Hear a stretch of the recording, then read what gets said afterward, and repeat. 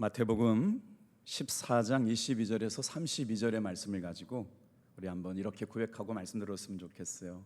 이기는 믿음은 풍랑을 타고 옵니다.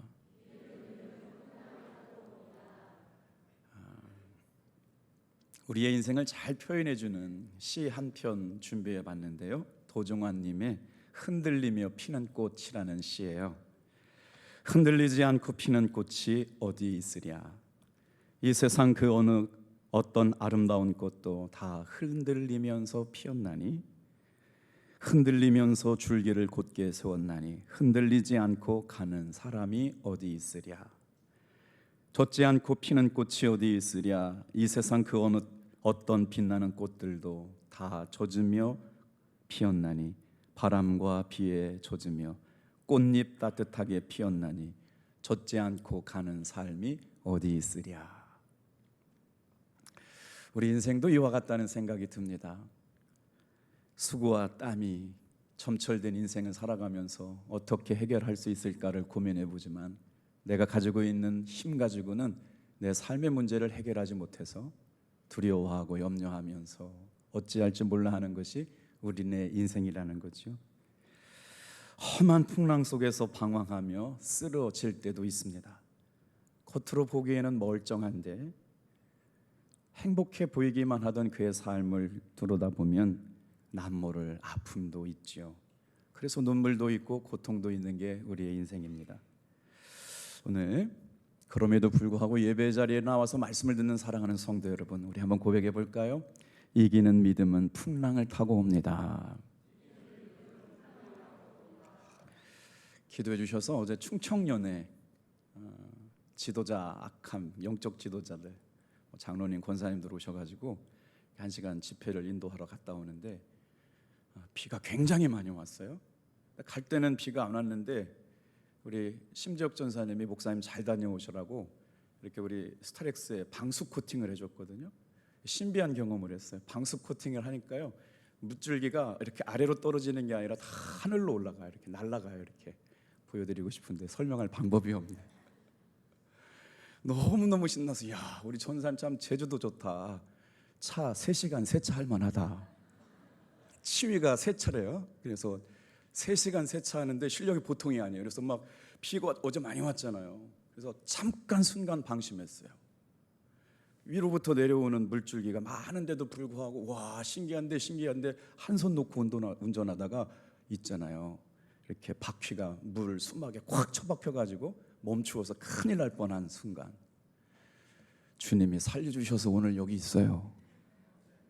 할렐루야.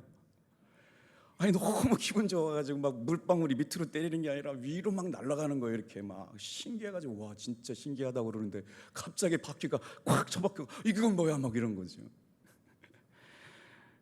예기치 못한 삶의 순간순간 위로움이 우리에게 다가오게 되는데요, 오늘 본문의 말씀의 배경 설명은 이렇습니다.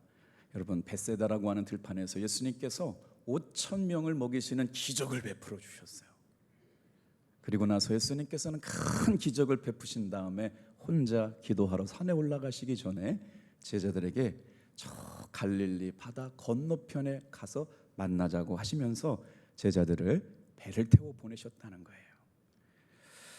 자, 우리 22절 성경을 좀 읽으면서 말씀을 봤으면 좋겠어요. 22절에 제가 주목해서 본 단어가 있어요. 재촉하사. 제자들을 지금 밤에 갈릴리 바다를 건너가라고 말씀하시는 분이 누구셨냐?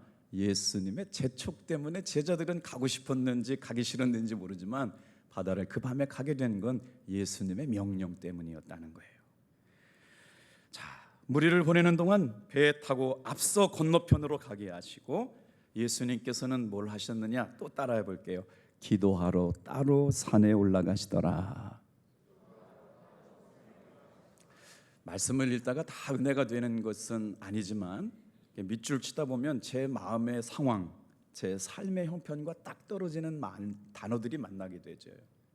아, 예수님께서는 아주 분주하고 힘든 상황을 지내시고 큰 잔치를, 성경에 5,000명이라고 그러지만 기록되지 않은 사람까지 하면 10,000명 이상의 사람들을 기적적으로 먹이시고 집회를 마치신 다음에 산에 따로 기도하러 가셨다.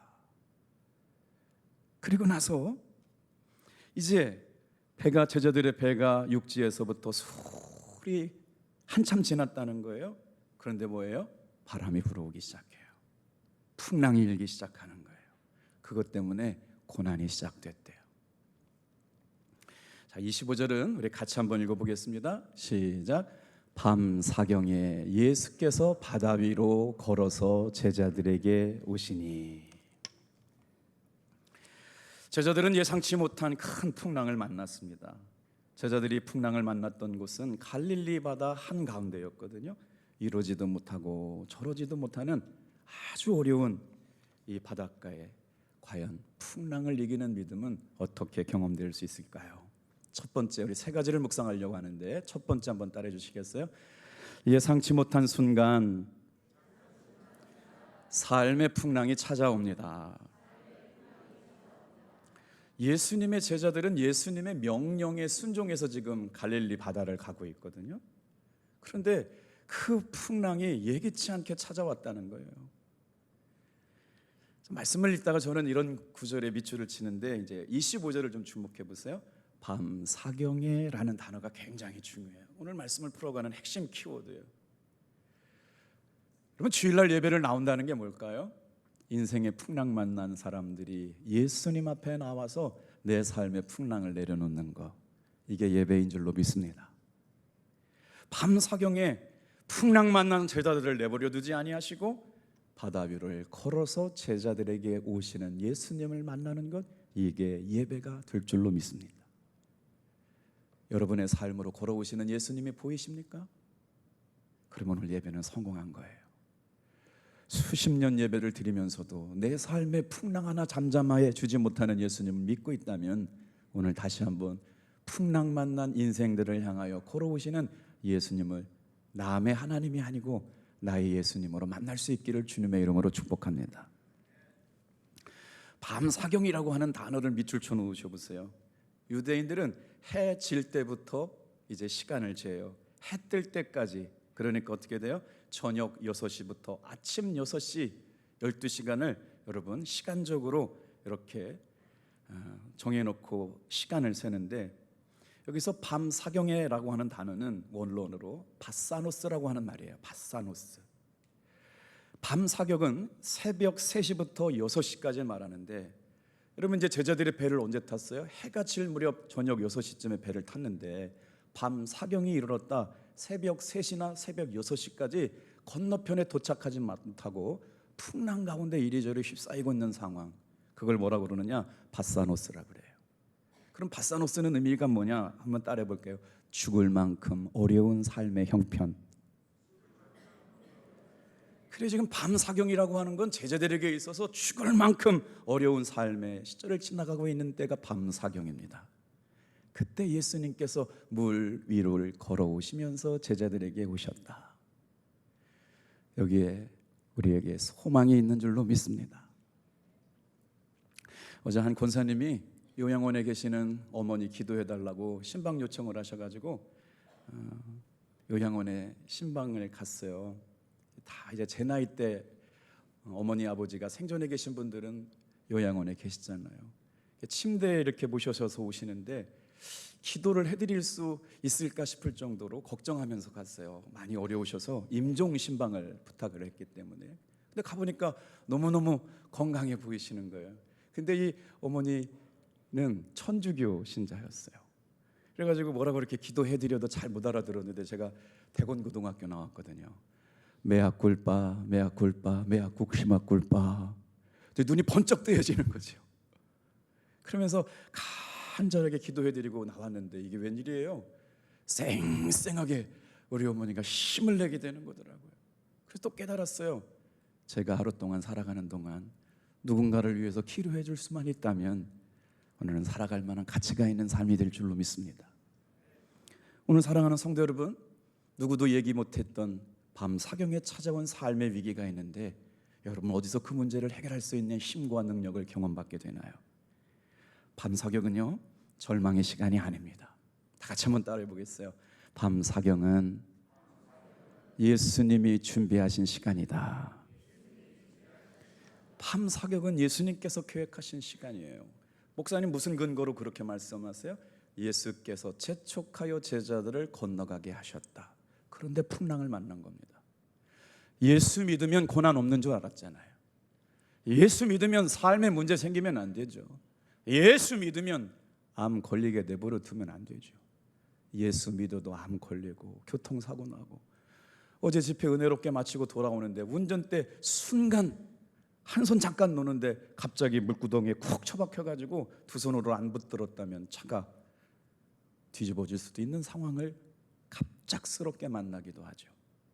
그런데 이 시간을 고난의 시간이다, 절망의 시간이다라고 얘기하지 않고 어떻게 생각해요?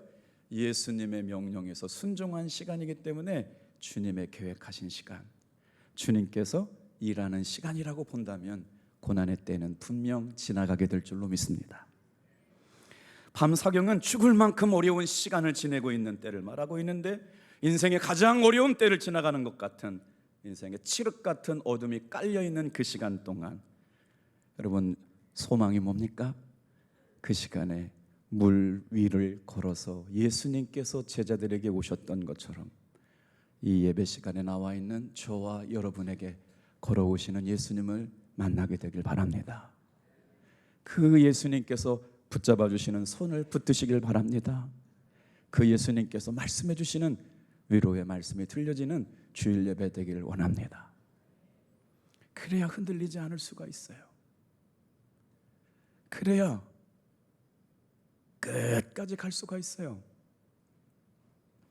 이때 본문 말씀 24절 볼까요? 배가 이미 육지에서 술이나 떠나서 바람이 거스름으로 물결로 말미암아 고난을 당하는데, 살아있는 동안 삶의 고난은 끊이지 않습니다. 한 고비 넘길 것 같은데 또 한 고비가 찾아와요. 이번 한 번만 지나고 나면 다 될 줄 알았는데 또 풍랑이 찾아와요. 말할 수 없는 삶의 고난이 끊임없이 우리를 괴롭혀요. 그걸 뭐라고 그래요? 바람이 거스름으로 물결로 말미암아 고난을 당하더라. 밤사경에 예수께서 물 위를 걸어오시면서 제자들에게 오시는 예수님을 기대하면서, 그런데 말입니다, 재미난 표현이 나와요. 26절에 보니까 물 위로 걸어오시는 예수님을 예수님으로 바라보지 못했던 제자들의 믿음은 어땠을까요? 두려움과 공포에 쌓여 있어요. 그래서 놀랍게도 하나님의 말씀 가운데 붙들려 있지 못한 모습을 보입니다. 26절 같이 한번 읽어볼게요. 같이 읽겠습니다. 시작. 제자들이 그가 바다 위로 걸어오심을 보고 놀라 유령이라 하며 무서워하며 소리 지르기를. 예수님께서 전혀 풍랑을 가르고 자기들에게 오실 것을 기대하지 않았어요. 그런데 누군가 걸어오니까 어떻게 돼요? 귀신인가? 놀라고 두려워하고 무서워했다. 예배 시간에 하나님 만나서 하나님의 말씀 듣고 순종하기로 결단하고 나온 여러분, 주의 말씀을 듣고 놀라지 않길 바랍니다. 두려워하지 않길 바랍니다. 무서워하지 않길 바랍니다. 이 시간에는 나를 찾아오시는 예수님을 만나려고 예배 나온 거예요. 주님을 바라볼 수 있게 되기를 축복합니다. 그런데 예수님께서 뭐라고 말씀하세요? 은혜가 되죠? 27절 말씀 같이 한번 읽어볼게요. 저와 여러분에게 주시는 말씀인 줄 알고 크게 고백해 볼게요. 시작.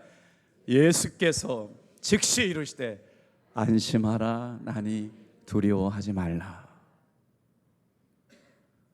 오늘 이 예배 가운데 누구에게 주시는 말씀인지는 모르겠지만 삶의 풍랑 가운데 어찌할지 몰라요. 여러분, 삶의 풍랑, 그러니까 내 이야기 같지 않죠? 우리 성도님 중에 지금 전세 사기 피해를 당한 분들이 많으세요. 이게 너무너무 억울한 일 아닙니까? 3억 천짜리 집에 들어갔는데 그 돈을 변제받을 수 있는 방법이 없어가지고 전자소송을 하고 경매를 하고 뭘 했는데 돌려받을 수 있는 방법이 없다는 거예요. 너무 힘든 거 아닙니까? 억울한 거 아니에요? 어떻게 이런 일이 생겨요? 우리 성도님들 중에 그런 분이 계셔요. 어떻게 하면 좋냐고. 이럴 때 주님께서 말씀하시는 거 아닙니까? 예수께서 즉시 이르시되, 다 같이 한번 따라합시다. 안심하라, 나니 두려워하지 말아라. 오늘 예배를 통해서 우리에게 들어야 할 말씀은 다른 말씀이 아니에요. 주님이 내게 오고 계시네. 내게 말씀하시네. 그 말씀이 어떤 말씀일까? 안심하라. 두려워하지 말아라. 이 말씀에 만족하지 않습니까? 사람들은 안 된다, 힘들다, 어렵다, 죽게 되었다, 아우성입니다. 예수님을 보고 놀랍니다. 유령이라고 말합니다. 무서워서 이것저것 소리 지르고 난리가 났습니다. 죽게 되었다고 사방팔방이 소란스럽습니다. 그런데 주님께서 찾아오셔서 딱 한마디 하시는 거예요. 고백해 볼까요? 내니 두려워 말라. 그 말씀을 읽다가 이 베드로라고 하는 사람, 지난 주일은 예수님의 제자 가운데 사도 요한에 대해서 말씀을 들었어요.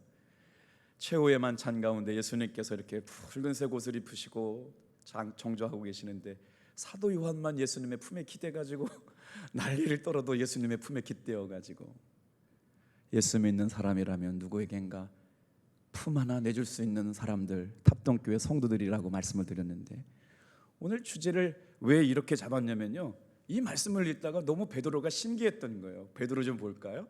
참 신기했어요. 28절 말씀 좀 같이 볼게요. 자, 시작. 베드로가 대답하여 이르되 주여, 만일 주님이시거든 나를 명하사 물 위로 오라 하소서 하니. 여러분, 재밌다고 느끼는 게 같이 느껴지셔야 되는데, 아니 예수님이 물 위로 걸어오시면 되지 자기가 물을 위를 걸을 일은 없잖아요. 저만 그런가? 저는 이 말씀이 너무 신기한 거예요. 예수님이 물 위로 걸어오시면, 와, 예수님이 지금 나에게 찾아오시네, 아멘 할렐루야 하면 되지 뭘 예수님이시거든 나를 명하사 물 위를 걷게 하여 주옵소서. 저는 막 신기하고 재밌는데 여러분 표정은 왜 그래요? 궁금하지 않으신가 보다. 저는 이게 너무 궁금했어요. 한번 읽어볼게요. 28절 다시 읽어요. 시작. 예수께 그죠? 베드로 28절 시작. 베드로가 대답하여 이르되 주여, 만일 주님이시거든 나를 명하사 물 위로 오라 하소서. 제가 왜 웃겼냐면요, 만약에 제가 예수님이면 이렇게 대답했을 것 같아요. 안 돼. 이거는 예수님만 하는 거야. 자식이 까불고 있어. 안 돼. 물 위를 걷는 것만 하나님의 아들 예수님만 하는 거야. 근데 네가 하겠다고? 안 돼, 안 돼, 안 돼. 그런데 베드로가 지금 예수님께 도전하는 거 아닙니까? 하나님의 아들의 권능 달라는 거 아닙니까? 물 위를 걸어오시고 풍랑을 뚫고 오시는 예수님이 진짜 예수님이면 나도 걷게 해주시옵소서. 여러분, 이 말씀에 무슨 은혜가 있어요? 다른 사람의 기도는 응답도 잘 돼요. 다른 사람의 기도는, 삶은 너무나도 형편이다요. 그런데 왜 내 삶의 기도는 응답도 없고 주님을 믿는 삶의 변화도 없을까? 그런데 베드로는 지금 도전하고 있는 거예요. 진짜 내 예수님이 맞다면 예수님이 물 위로 걸어오시는 그 신비한 능력의 자리에 나도 참여하게 도와주시옵소서. 신앙생활하면서 우리가 빠지게 되는 착각과 오류 중에 하나가 뭔지 아세요? 다 같이 한번 따라해 볼게요. 예수 믿어도 내 삶에 아무런 변화는 없어. 무슨 말이냐면 예수님 믿어도 이 병은 못 고칠 거야. 예수님 믿어도 이 사건은 해결 못할 거야. 교회 다녀봤지만 별본 없던데 라고 지레 포기하고 계시진 않습니까? 밤 사경에 인생의 풍랑을 만난 사람들처럼. 근데 베드로는 뭐라고 말해요? 나를 명하사 물 위로 오라 하소서.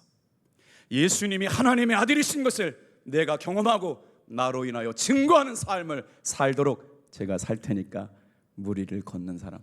역사 이래 물 위로 걷는 사람은 성경에 베드로밖에 없습니다. 그 믿음의 도전 앞에서 주님께서 뭐라고 말씀하세요? 다 같이 한번 따라합니다. 오라. 같이 읽어요. 시작. 오라 하시니 베드로가 배에서 내려 물 위로 걸어서 예수께로 가되. 예수님은 예수님께로 오자고 하는 베드로를 거절하지 않으셨어요. 주님께로 오고 싶어하는 베드로를 막지 않으셨어요. 사랑하는 성도 여러분, 이 자리에 내가 오고 싶어서 온 건 아닙니다. 예수님께서 불러서 오셨습니다. 물 위를 걸어오시고 풍랑을 뚫고 오시고 삶의 고난을 뚫고 오시는 그 예수님께서 지금 여러분과 저에게 찾아오셔서 말씀하십니다. 다 같이 한번 따라해 볼까요? 내가 걸은 것처럼 너도 뚜벅뚜벅 걸어오너라. 성경엔 안 나오는 얘기예요. 오라에 포함되어 있어요. 그런데 30절 말씀에 보니까요, 중요한 포인트가 있습니다. 재촉하신 분은 예수님인데 말씀에 순종해서 가다가 풍랑 맞았어요. 예수 믿으면 좋은 일만 있고 안 되는 일 없고 기도하면 다 들어주신 줄 알았는데 예수님의 말씀에 순종해서 가다가 풍랑 맞았어요. 주님께서 가라고 떠밀었단 말이에요. 그런데 풍랑 만난 제자들을 내버려 두지 아니하시고 찾아오고 계시는 주님께서 오라고 말씀하시죠. 이제 베드로가 예수님의 오라시는 말씀에 순종해가지고 무리를 걷기 시작해요. 그런데 30절 보니까 재미난 표현이 나와요. 같이 한번 읽어볼게요. 바람을 보았다. 예수님 바라보아야 흔들리지 않습니다, 여러분. 예수님 바라보고 사역해야 여러분 뒷걸음질 안 합니다. 끝까지 갈 수 있어요. 시험 들지 않고 있어요. 예수님 바라보고 걸어가다가 잠깐 뭘 봤어요? 풍랑이 불어오는 겁니다. 내가 이렇게 어렵다는 것, 내가 이렇게 아프다는 것, 내가 이렇게 병들었다는 것, 가난하게 되었다는 것, 관계가 문제가 꼬였다는 것, 이거 어떻게? 잠시 바람 바라봤더니 어떻게 됐어요? 무서운 파도 속으로 끌려가고 있는 베드로를 보게 되는 거죠. 소리를 지릅니다. 다 같이 한번 따라해 볼게요. 주여 나를 구원하소서. 이게 기도예요. 우리는 정말 신앙생활하면서 간절한 기도를 잃어버리고 살 때가 너무나 많아요. 여러분 인생의 가장 중요한 순간 하나님 앞에 전심으로 기도할 수 있게 되기를 주님의 이름으로 축복합니다. 나에게 걸어오시는 주님을 만난 베드로가 고난의 현장 가운데 항상 함께해 주시고 예수님만 나와 함께 계신다면 나를 위해 무엇인가 하실 수 있다는 믿음을 가지고 주여 나를 구원하소서 고백했던 베드로의 고백처럼 두 번째 한번 따라해 볼게요. 그때 제자들은 예수님을 찾았습니다. 주일날 한 번만 교회 나오지 말라는 거예요. 삶의 풍랑을 만났을 때 혼자 끌어안고 있지 말라는 거예요.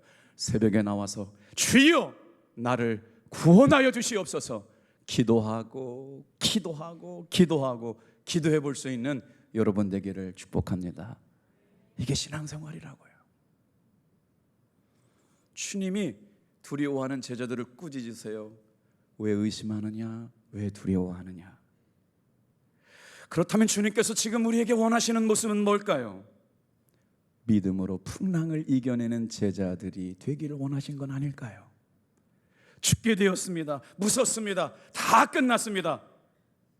하나님의 말씀을 진리로 받아들이고 나에게 주셔서 걸어오시는 주님의 음성을 듣는 사람들이라면 여러분 오늘 이 말씀 두려워 말라 내니 안심하라 하시는 말씀을 나에게 주시는 위로의 말씀을 듣기로 주님의 이름으로 축복합니다. 문제만 바라보고 예수님 앞에 초점 맞추지 못할 때 베드로는 여러분 문제 속에 빠지고 말고 바람 속에 빠지고 말고 풍랑 속에 빠지고 말았어요. 이제 세 번째 같이 말씀 읽겠어요. 세 번째 대제 읽어주세요. 다 같이 한번 따라해 볼까요? 풍랑을 해결하여 주시는 분은 예수님이십니다. 제가 주일날 예배를 준비하고 말씀을 준비하는 가운데 가장 열심히 하는 일은 뭐냐? 설교 준비는 당연하게 조회하고요. 이 예배 시간에 예수님께서 우리 성도들에게 뭐라고 말씀하시려고 나를 세웠을까? 이 예배 시간에 주님께서 저렇게 어려운 인생 가운데 뭐라고 말씀하시려고 제일 많이 기도하는 건 성령님의 임재하심을 위한 기도예요. 성령님의 기름 부으심을 위한 기도예요. 죽서서 전에도 들을 사람이 찰떡같이 알아듣고 부족해서 정말 표현 잘 못하도 하나님께서 사모하는 심령 가지고 온 성도를 말씀으로 만나주셔서 오늘 말씀의 결론은 뭐예요?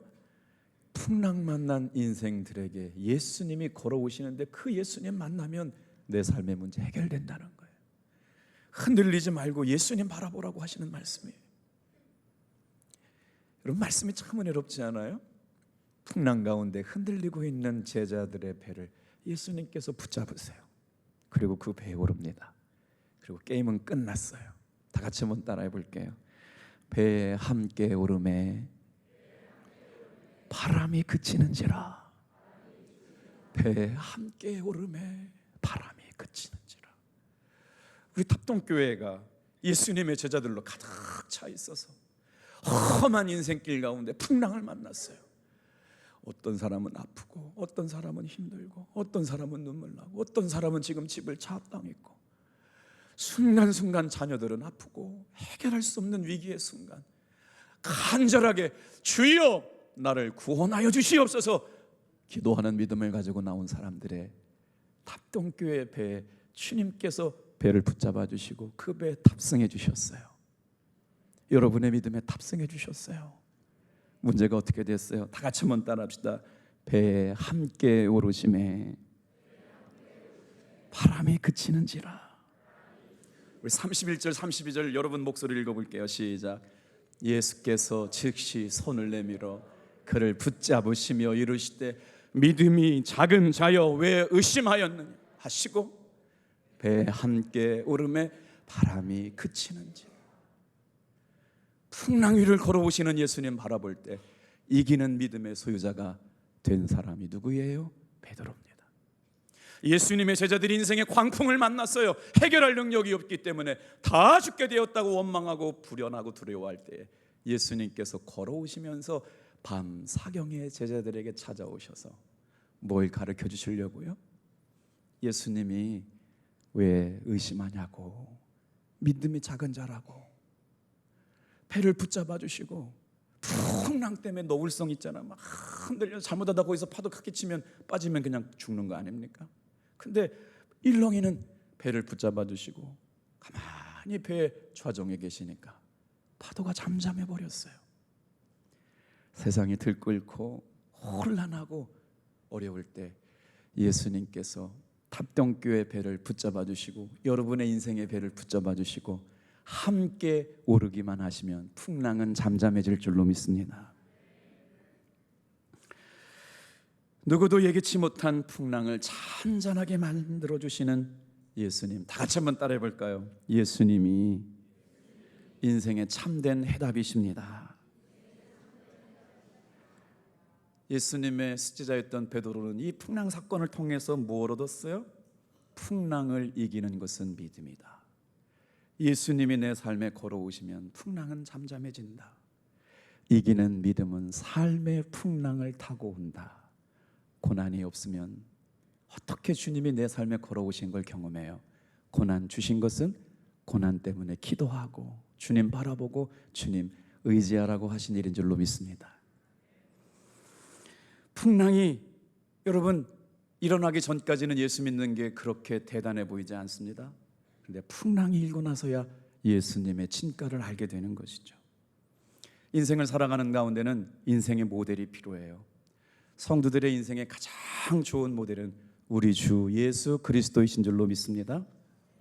어려울 때마다 제자들이 예수님을 향하여 주님을 찾게 되었고 간절하게 구원의 기도를 드렸다면 저와 여러분들도 제자들처럼 예수님을 찾고 기도하는 여러분이 될 때 인생의 풍랑은 잦아들게 될 줄로 믿어요. 그러면서 한 가지 더 부탁드려요. 삶의 고난 가운데 해야 될 성도들의 기도가 있습니다. 다 같이 한번 따라해 볼게요. 예수님이라면 어떻게 하셨을까? 지금 이 고난의 상황, 풍랑이 맞는 이 순간 예수님이라면 이 문제를 어떻게 하셨을까? 예수님이 바라보이는 여러분 되길 바라요. 사진 한 장 보여드릴게요. 광야 같은 인생길을 가고 있네요. 물 한 모금이 보이지 않습니다. 얼마나 사막화가 많이 진행된 뒤 삭막한 인생인지 말이에요. 풀 한 폭이 보이지 않고 물 한 모금 보이지 않아요. 그런데 저 광야 같은 인생길 가운데 나무 하나가 자라고 있네요. 영의 눈이 열리고 영안이 열린 사람은 나무가 아니라 여러분 예수님으로 보이시는 영의 눈이 열린 분들은 아멘 해보세요. 다 영의 눈이 열리신 거예요? 여러분, 무엇이 보이세요? 험한 인생길, 풍랑만진 인생길 가운데 예수님 만나고 살아가는 여러분 되길 축복합니다. 미국 동부에 있는 펜실베니아 주는요, 갈매기를 사랑해서 펜실베니아를 상징하는 새가 기록이랍니다. 근데 이유가 있대요. 청교도들이 미국에 가가지고 농사를 져서 이주해 온 사람들이 펜실베니아라고 하는 그 주에 정착해서 농사를 잘 지고 드디어 황금 물결이 넘실대는 추수 때를 맞이하게 됐다는 거예요. 근데 갑자기 인생의 광풍이 청교도들에게 찾아왔어요.